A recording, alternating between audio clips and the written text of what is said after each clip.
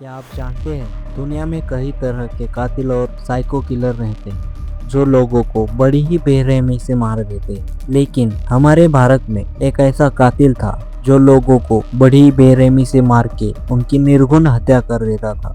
यहाँ तक कि वो औरतों और बच्चों तक को नहीं छोड़ता था। सोचिए, आप गहरी नींद में सो रहे हैं और अचानक कोई अंधेरे में आपका पीछा कर रहा हो, तो आपका हाल कैसा होगा। ऐसा ही कुछ हाल था मुंबई वासियों का। हर रात एक अनजान खौफ सड़कों पर घूमता था। रात के सन्नाटे में जब सड़कें खाली हो जाती थी, जब झुग्गियों में रहने वाले लोग अपने टूटे फूटे घरों में चैन की नींद सोते थे, तब एक साया घूमता था। एक ऐसा इंसान जो इंसान नहीं बल्कि एक खौफ था। लोगों को समझ नहीं आ रहा था कि कौन है जो बिना किसी वजह के लोगों को मौत के घाट उतार रहा है। सन 1965 की मुंबई आज की मुंबई से बहुत अलग थी। उस दौर में मीलों के चिमनियों से धुआं निकलता था। मरीन ड्राइव पर शाम को सुकून की हवा चलती थी और दूर दराज के गांव से लोग अपनी आंखों में सुनहरे सपने लेकर इस माया नगरी में कदम रखते थे। लेकिन इस चमकती हुई दुनिया के पीछे एक और कड़वी सच्चाई थी। गरीबी, झुग्गियां, सड़कों के किनारे खुले आसमान के नीचे सोने वाले हजारों मजदूर।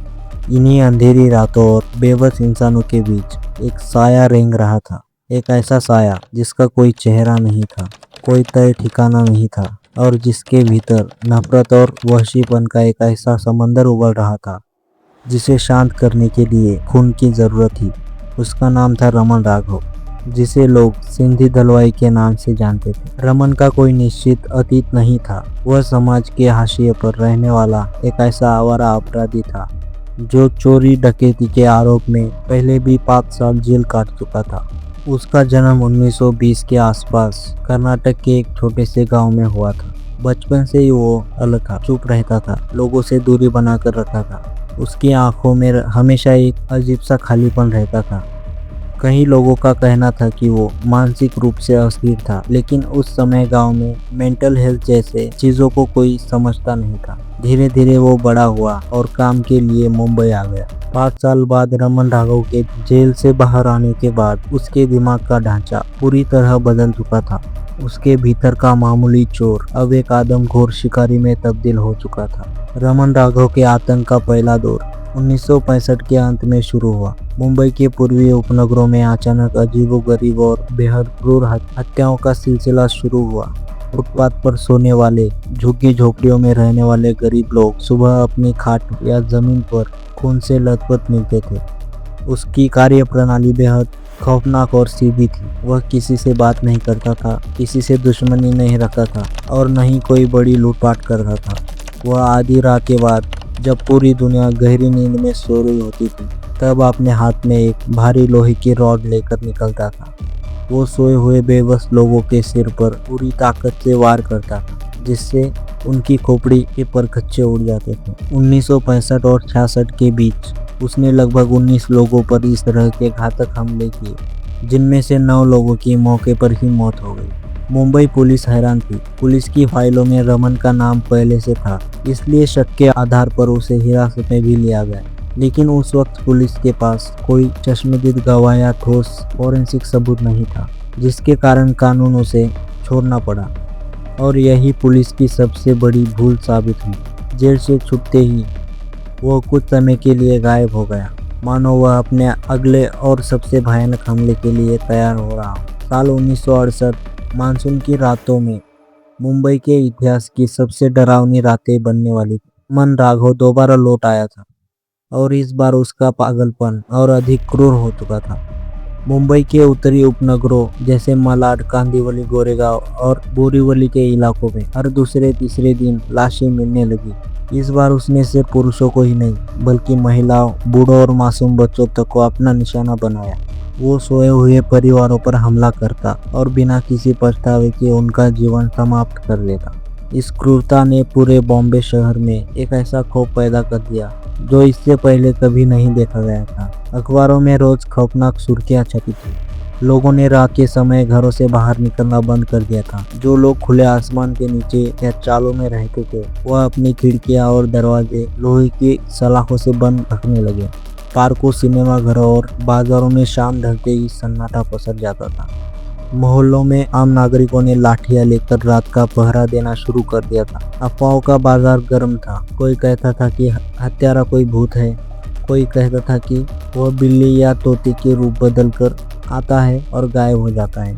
बेघर और विक्षिप्त दिखने वाले निर्दोष लोगों को शक के घेरे में लेकर भीड़ द्वारा पीटने की घटनाएं भी सामने आने लगी। मुंबई पुलिस की साख दांव पर लगी थी।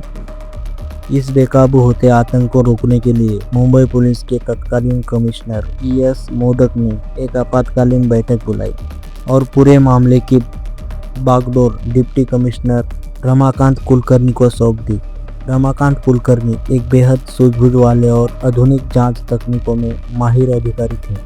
पुलिस ने रमन राघव के पुराने रिकॉर्ड खंगाले। उसकी तस्वीरें और उंगलियों के निशान शहर के कोने कोने के पुलिस थानों में भिजवाए। हजारों पुलिसकर्मी सादे कपड़ों में झुग्गियां, रेलवे स्टेशन और फुटपाथ पर नजर रखने लगे। इसी बीच मंजू देवी नाम की एक महिला ने पुलिस को एक अहम सुराग दिया। उसने बताया कि उसने एक संदिग्ध व्यक्ति को खाकी हाफ पैंट, नीले शर्ट और अजीब जूतों में देखा है। पुलिस की तलाश और तेज हो गई। 27 अगस्त 1968 की सुबह मुंबई के भिंडी बाजार इलाके में भारी बारिश हो रही थी। डोंगरी थाने के सब इंस्पेक्टर एलेक्स फियालो गश्त पर थे। अचानक उनकी नजर एक दुबले पतले लेकिन अजीब आंखों वाले आदमी पर पड़ी जो सड़क पर चल रहा था। मौसम में तेज बारिश हो रही थी, लेकिन उस आदमी के हाथ में जो छाता था वो गीला नहीं बल्कि अजीब तरह से गीला था। उसकी हरकतें संदिग्ध थी। सबसे बड़ी बात यह थी कि उसका हुलिया और चेहरा इंस्पेक्टर फियालो की जेब में रखी रमन राघव की पुरानी तस्वीर से हूबहू मेल खा रही थी। इंस्पेक्टर फियालो ने बिना वक्त गवाए उसे रोक लिया। पूछने पर उसने अपना नाम दलवई सिंघी बताया। फियालो के दिमाग की बत्ती जली। उन्हें याद आया कि ये रमन राघव का ही एक पुराना उर्फ नाम है। पुलिस टीम ने उसे तुरंत दबोच लिया और क्राइम ब्रांच के दफ्तर ले आई। मुंबई को खौफजदा करने वाला राक्षस आखिरकार कानून के शिकंजे में था। गिरफ्तारी के बाद शुरुआत में रमन राघव ने पूरी तरह चुप्पी साध ली। पुलिस ने हर पारंपरिक तरीका आजमाया, लेकिन वह टस से मस नहीं हुआ। वो लॉकअप में बिल्कुल शांत बैठता था और बिना किसी भाव के दीवारों को देखता था। रमाकांत कुलकर्णी ने महसूस किया कि इस आदमी पर शारीरिक दबाव काम नहीं करेगा। इसके मनोविज्ञान को समझना होगा। पुलिस ने उसे प्यार और नरमी से बात करना शुरू किया। तब रमन ने मुस्कुराते हुए पुलिस के सामने एक अजीब शर्त रखी। उसने कहा, मैं सब सच बताऊंगा, लेकिन मुझे भरपेट खाना चाहिए जिसमें चिकन करी, चावल, दूध और केले होने चाहिए। पुलिस ने उसकी ये शर्त मंजूर कर ली और उसके मनपसंद भोजन का प्रबंध कर दिया। खाना खाने और सिगरेट पीने के बाद रमन का व्यवहार पूरी तरह बदल गया। वह पुलिस को मुंबई के उन जंगलों और झाड़ियों वाले इलाके में ले गया जहां उसने अपनी हत्या की मुख्य कुल्हाड़ी और 7 के आकार की एक भारी लोहे की रॉड छिपा कर रखी थी। इसके बाद उसने जो कबूलनामा दिया उसने अनुभवी पुलिस अधिकारियों के भी रोंगटे खड़े कर दिए। उसने बेहद ठंडे दिमाग से बिना किसी पछतावे के स्वीकार किया कि उसने मुंबई में 41 से अधिक लोगों की निर्गुण हत्या की। उसकी एक निजी डायरी भी बरामद हुई जिसमें हर हत्या के बाद वह सांकेतिक भाषा में खल्लास या खत्म लिखता था। जब रमन राघव को अदालत में पेश किया गया तो वहां का नजारा ऐतिहासिक था। लोग इस आदमखोर की एक झलक देखने के लिए उमड़ पड़े थे। अदालत ने उसकी मानसिक स्थिति की जांच के लिए मनोचिकित्सकों का एक विशेष मेडिकल बोर्ड गठित किया। जांच में जो बातें सामने आई उन्होंने रमन के दिमाग के भयानक अंधेरे को उजागर किया।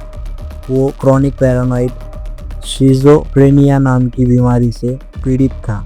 उसका मानना था कि वह इस दुनिया के कानून से ऊपर है और साक्षात भगवान का या किसी अदृश्य कानून का दूत है जो उसे सीधे आदेश देता है कि वह इन लोगों को खत्म करे। उसके दिमाग में यह अजीब भ्रम बैठ गया था कि कुछ लोग या सरकारें उसका लिंग बदलकर उसे औरत बनाने की साजिश कर रही है और अपनी मर्दानगी को बचाने के लिए उसे इन लोगों को मारना ही होगा। वो मानता था कि देश में 3 सरकारें समांतर चल रही है, अकबर सरकार, ब्रिटिश सरकार और कांग्रेस सरकार, जो उसके खिलाफ साजिश रच रही है। अदालत ने माना कि रमन ये तो जानता था कि उसने इंसानों को मारा है, लेकिन मानसिक बीमारी के कारण उसे ये बोध नहीं था कि उसका यह काम सामाजिक और नैतिक रूप से कितना गलत था। 13 अगस्त 1969 को सेशंस कोर्ट ने उसे फांसी की सजा सुनाई, लेकिन उसकी गंभीर और असाध्य मानसिक स्थिति को देखते हुए 1987 में बॉम्बे हाई कोर्ट ने उसकी मौत की सजा आजीवन कारावास में बदल दिया। उसे पुणे की सुरक्षित येरवडा जेल में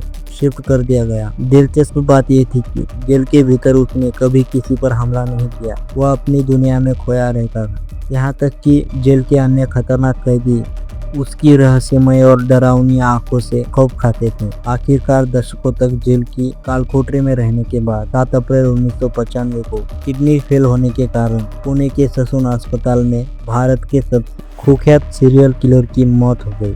वह अपने पीछे आतंक की एक ऐसी कहानी छोड़ गया जो आज भी अपराध विज्ञान और सिनेमा के लिए एक गहरा और अनसुलझा रहस्य बन गई। रमन राघव एक नाम नहीं, एक चेतावनी है। ये कहानी बताती है कि सबसे खतरनाक राक्षस हमारे बीच ही छुपे हैं।